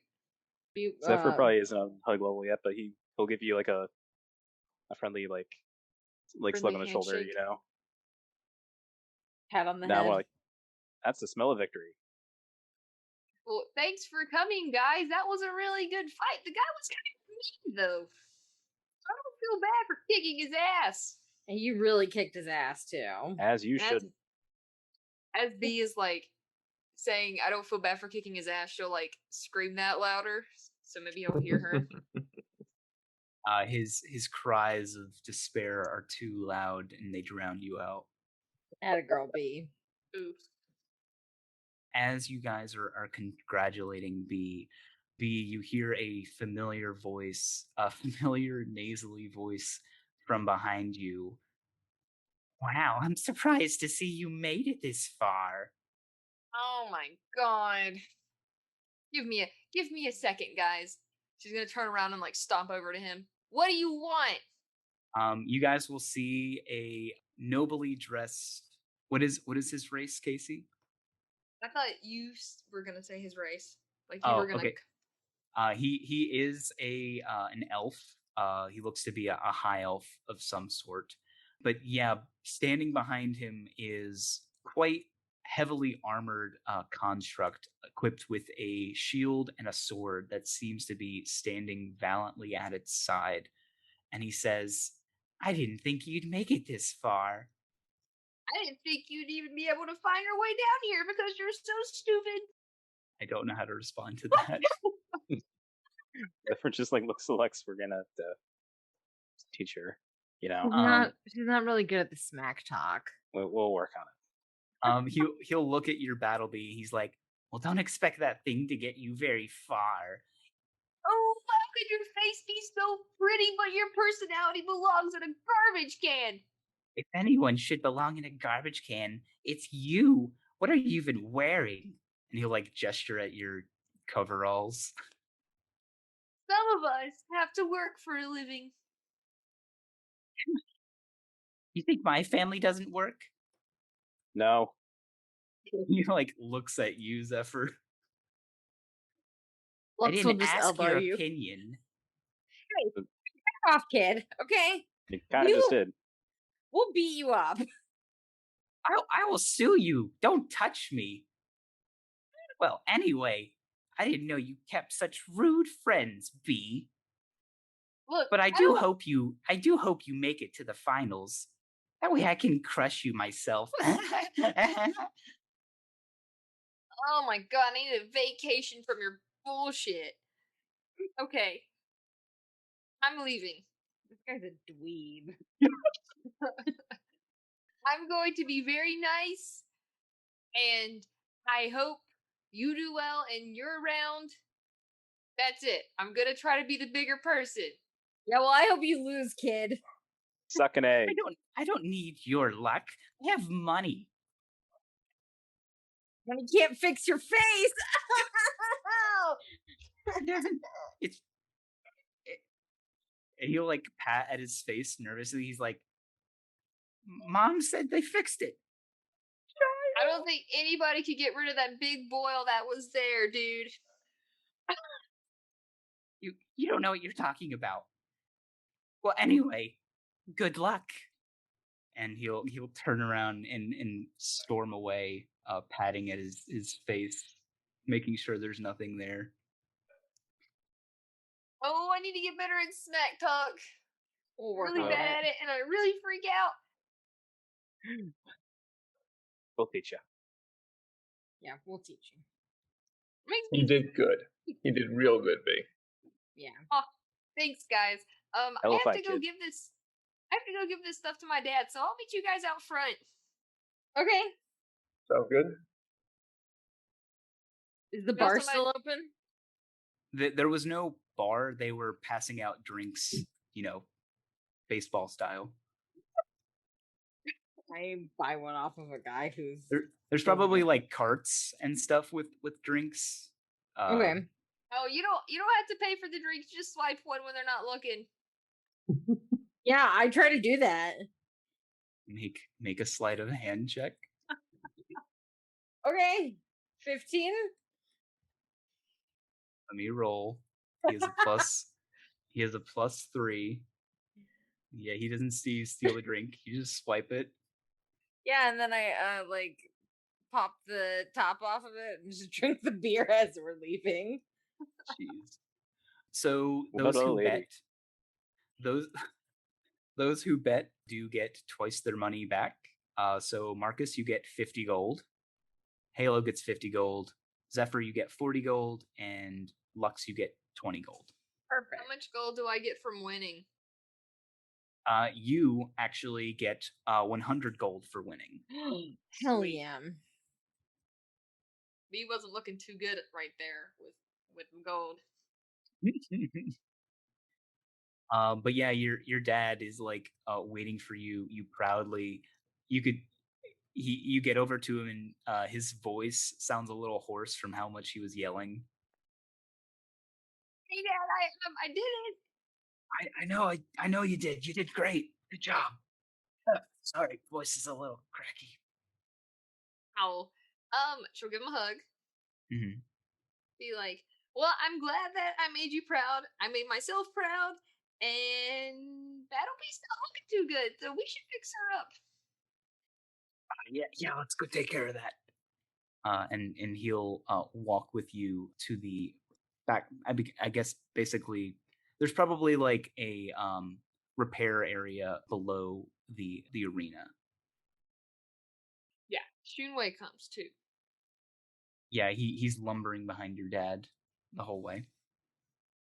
B, you get Battlebee fixed up, and you all eventually depart from the BattleBot tournament.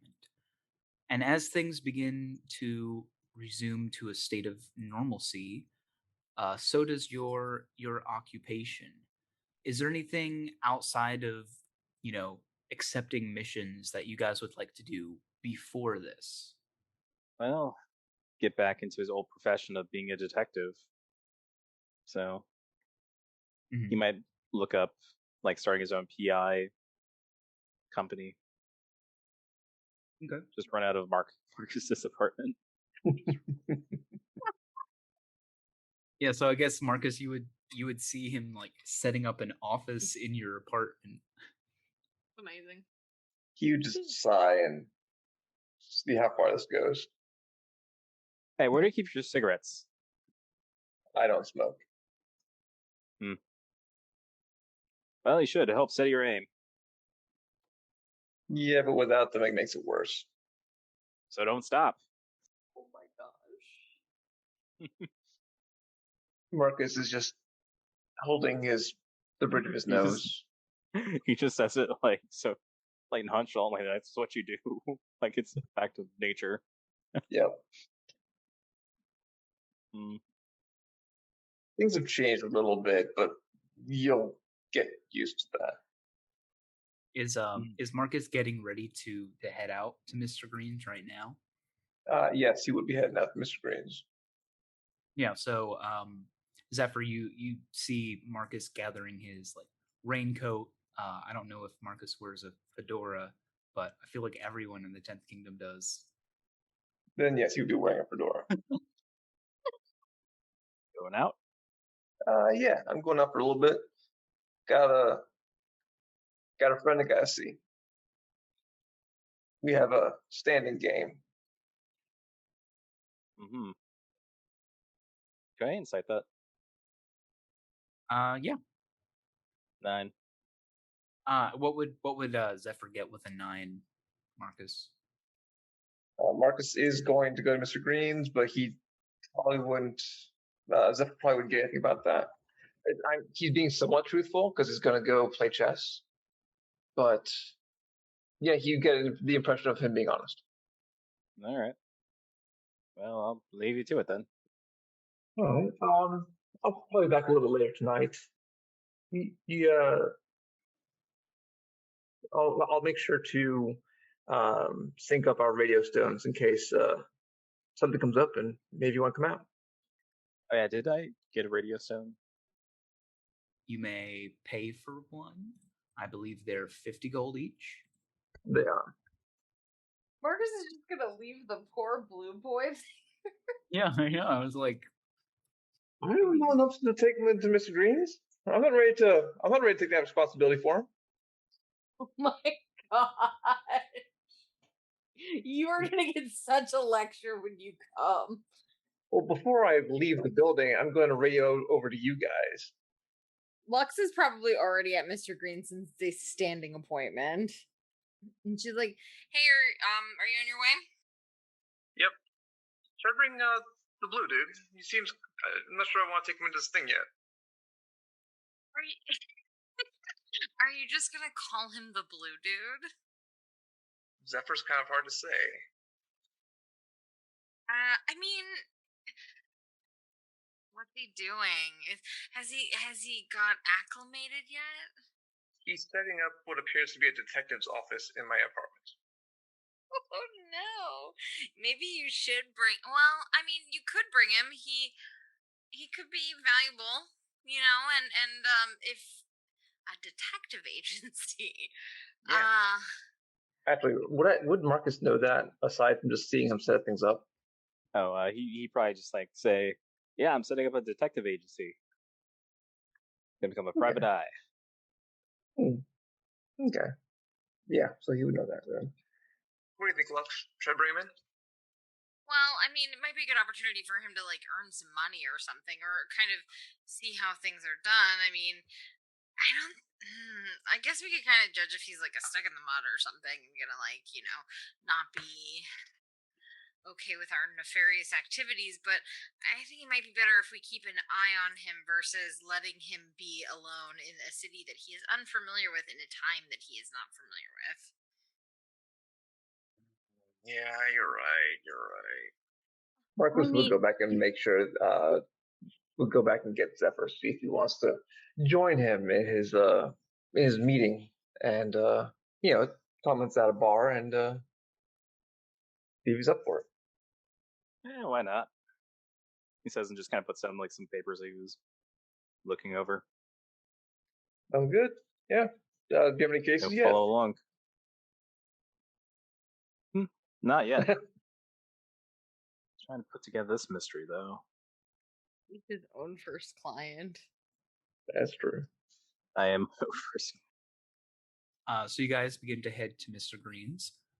Outside the door, you will see a metallic sign, sort of like outlined with neon green lights, of a rather noble-looking gentleman having a cane and a top hat, but it's the like side profile of them. And above the door, you will see the sign Mr. Green's. Inside is sort of hazy, as people are often smoking in here. It has this sort of like dull green light shining inside, and yeah, the tables also have this like plasticky reflective green surface. You will see behind the bar is a somewhat wizened half orc, one eye perpetually closed. Mounted on the wall behind him is a massive hand cannon, and he serves drinks to everyone as they listen to the radio that sort of plays music over the din of the talking. Now, when you guys come in, Lux will turn and look and like wave you down. I'm assuming she had grabbed a booth already. And is B there? Is B there? Yeah. Sorry, you were asking everybody like what everybody did, and then after Zephyr and Mike, you were just like, yeah, everybody goes, and I was like, oh, okay. Oh, I'm sorry. Did B want to do anything before going to Mr. Green's? Is this the next day? It can be any amount of days later. You guys had time, like downtime, to do things if you wanted to do them or buy things. Okay. So B would have fixed Battlebee with her dad, and then she would have went to work at Jerome's for a few days. Okay. Yeah, let's say it's been like 2 days. So how much money did I make from Jerome's? You may roll. Let's see. Can't lie to my dad forever. Probably, let's have you roll 2d6. Okay, so you got 9 silver. So you are also in Mr. Green's then, B? Yes. So yeah, Zephyr, you walk into Mr. Green's, You see Beatrice, Lux, Halo sitting at a table, with various drinks. B probably has like apple juice. Orange juice. She Orange always asks juice? for orange juice. Okay, gotcha. Lux sounds like a Greetings. martini. Zed and sits down. Hey, glad you could make it. Glad Marcus asked you to tag along. Yeah, Marcus is just And hanging out. yeah. So is Mr. Green there? Yes, he is the half orc serving drinks. So what's this meeting about? Eating. Well, I would be trying to meet up with Klaus, see if Klaus is in the corner to maybe catch him for a game of chess. He is. Cool. And I would look at the table and go, well, there's my meeting. Yeah, Marcus goes and plays chess sometimes.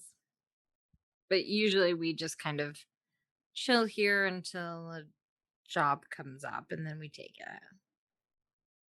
I know what a blade is. Were they like around my time? It is a term respective to only the 10th kingdom, so no. I see. You have no idea what we do? Nope. Yeah. Time for some exposition. Does your face like betray that you have like no clue what's going on? I mean, it mainly just be kind of his eyes. He kind of keep like the same face because like he likes to figure stuff out for himself in a way. Mm-hmm. But he is kind of looking around, I guess, like just trying to like to figure out just in his head. Right. So, I guess Marcus maybe didn't say this. I don't think any of us said it. So we all kind of work as blades. Blades. Yeah, it's like we're like for hire. I guess you could say mercenaries. A lot of the work can be really dangerous. And it can be a lot of fun, but it makes good money pretty quickly and it's a good source of income.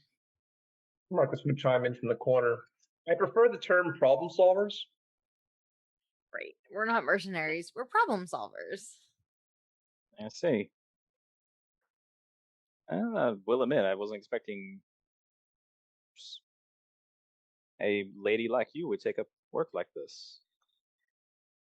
Or B, for that matter. Considering her age. Gotta do what you gotta do, That's fair enough. He's pretty tough. Yeah, I mean, a lady like me has bills to pay too. Also, don't tell my dad if you ever see him. Yeah, we don't tell Bert. Yeah, he can't know. You can't know about this. Sure, we'll go with that. But we take up some work and we help people out and handle things that need to be handled in the best way we know how. I see. So, yeah. What type of cases do you take on then? I'm gonna look at B. Is this the flashback episode? Yep. Yeah, I guess so. Well, we saved a bejeweled crab from the sewers. We put a taco place out of business. Yeah, we put a taco place out of business. That's how we got Shunwei, B's four-armed, warforged friend. What else did we take on? Oh yes, we liberated. Well, we didn't liberate, but we there's this Ellie's elixirs, right? And we dumped out the potion mix and gave all the goblins Gob's day off. That was a lot of fun. It was kind of messy. It got kind of messy. We went to like a shooting competition. That wasn't on the job though. That was just something we did on the side, but it was really cool. Yeah, we went up into the upper district and went to a shooting competition that Marcus did really well at. It was fun. Yeah. We got entangled with the bank for a short period of time. That was interesting. Oh no. It's fine. We're out of Tangle. Legally, we can't talk about it, other than we were under contract to help them obtain some information. I see. Information obtained. Yeah, we haven't taken a job in a while, actually. We had to deal with all this stuff with Lorian, and oh, you never met Lorian. Lorian was a Mm-mm. cool dude. Yeah, he was an Azamar paladin, and his grandfather was named Lothric, I think. He was trying to defeat the Demon King. He was there when the reality bomb was dropped. I remember Anubis told us that. Oh, ain't He that died. funny? Yes, apparently he died though, and then his soul was put into Lorian. That seems very complicated. Yeah, Oh man. we've had some kind of. Oh, we also fought some Is big that- spiders. Go ahead. Is Oh, that that for was like awful. roll something to see if he remembers like possibly spotting a humanoid shape at like the Demon King stronghold? I think you would have been way too high up to be able to see any, unless there were like demons flying in the air. You wouldn't have seen anyone on the ground. Yeah, understandable. We probably being chased by like flying demons or something. So understandable. It'd be tragically hilarious. I was like, oh, so that's what that guy was doing. That'd be awful. Oh, big Terrible. oof. We what else did we do? So we met Senor Diego he was a tiefling that we met in the desert, in the Badlands. And we went into a cavern and we met a wait, I'm looking at B. Well, we met a celestial guy. Hmm. We've had some fun adventures, honestly. Sounds like quite a bit. Yeah, I'm sure you'd enjoy it. At least it would maybe be able to give you some, a better feeling for how things work a little bit around here. So, Oh, extra coin to start the business would be helpful. I'm game with you all. yeah, I think you'd have a good time with us. We are pretty fun, if I do say so myself. Oh yeah, we're pretty cool. Yeah, we're definitely the best group of blades here. Yep. And we're pretty all. Go ahead, B. We're pretty awesome. She chugs her orange juice. Knocks it back. Oh my She gosh. does. She does. Can I do like an insight roll all in around, like to kind of like size up the rest of the blades around here? Yeah, as you look around, they are as equally colorful, if not some being more so, than the party in front of you. They're a variety of sorts. The only ones that look normal, I guess, would be Klaus and Marcus. Are there like a lot of tieflings and stuff? There's like a smattering of different types of people here. Yeah, devil people. What an interesting crowd I found myself in. You're not Yeah, really. well, Oh, go ahead. I would say about this time, Mark would probably come back to the table, cursing that he lost the game to Klaus. Well, do you want to roll for it? Sure, I'll roll for it. Right. I feel like it'd be an intelligence check. Okay. Have you ever beaten him in a game? I think we've come close a couple of times. I don't think. I think he still managed to outwit me quite a bit, though. All right. A 17. No, it's actually a 6. I put 5 by accident. Oh, yes, that is pretty low for you. So pretty sure he lost. Well, he can still fail, I think. Oh yeah, he mops the floor. He beats you big time. Like a 5-move game. Yeah. You notice Marcus coming back from a awfully short game of chess. Beat you again. I don't want to talk about it. Ugh.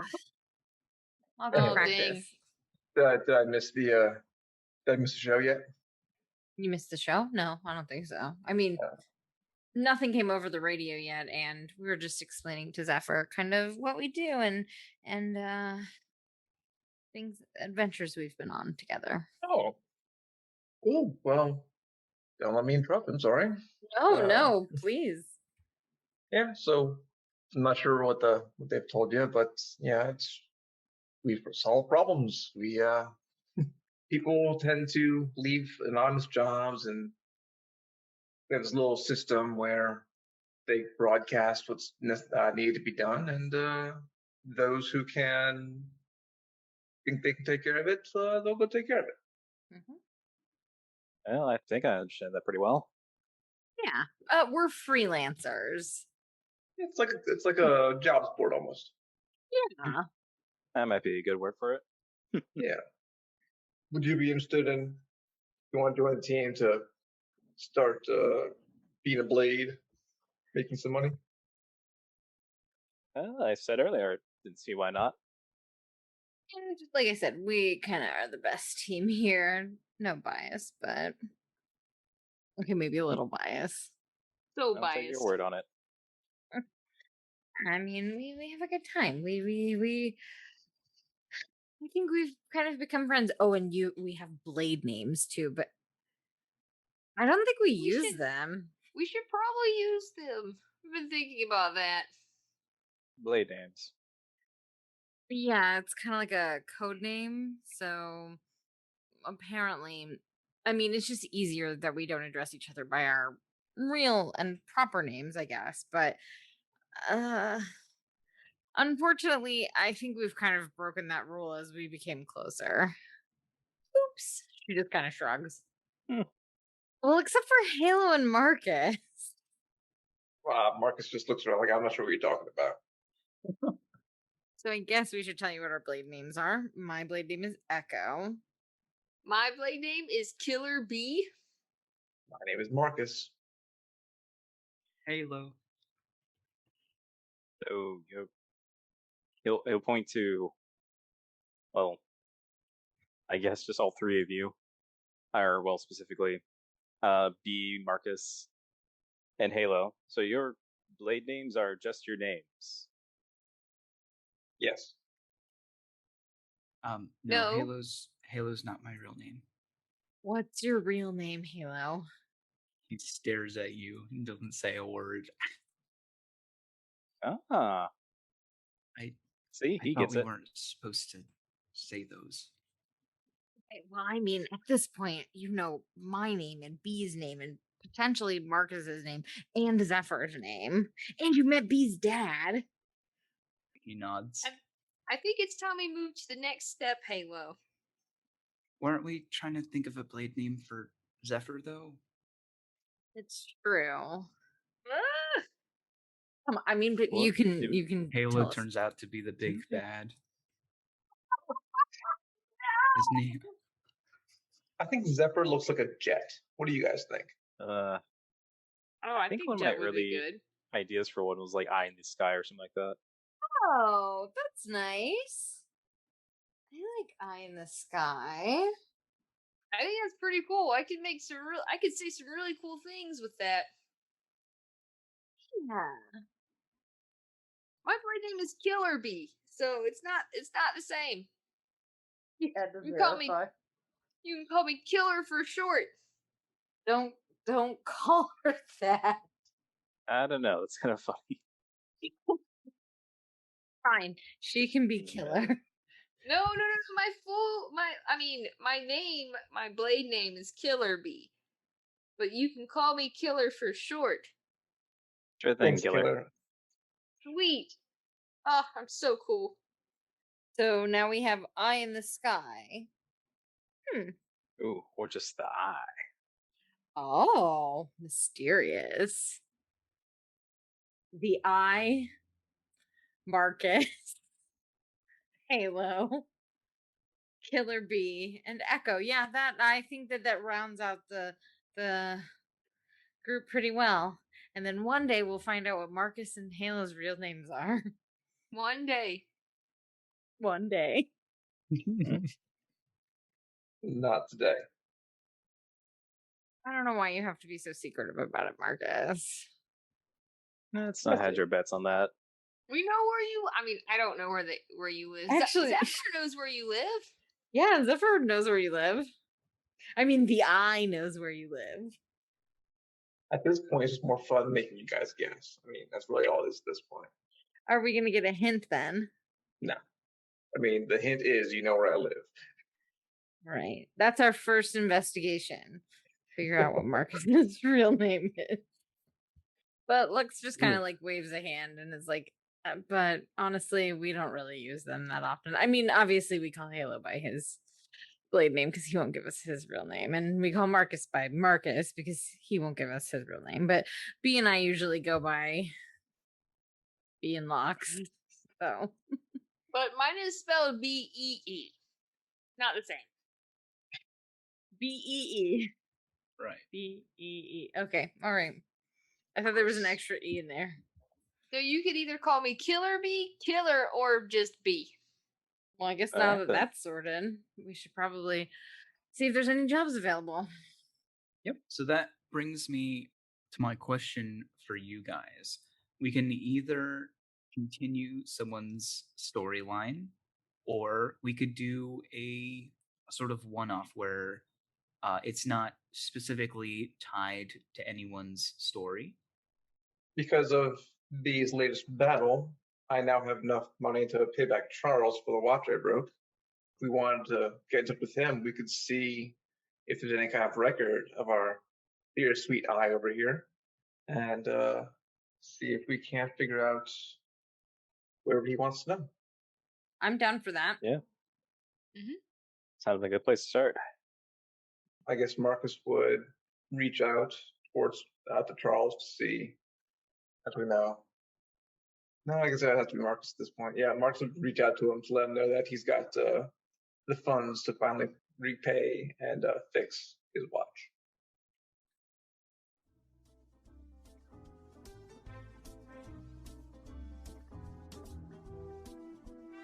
Thanks for listening to another episode of Radio D&D. Make sure to join us next time, and make sure to check out Ben, who created our podcast cover art at Drawforth Arts on Instagram.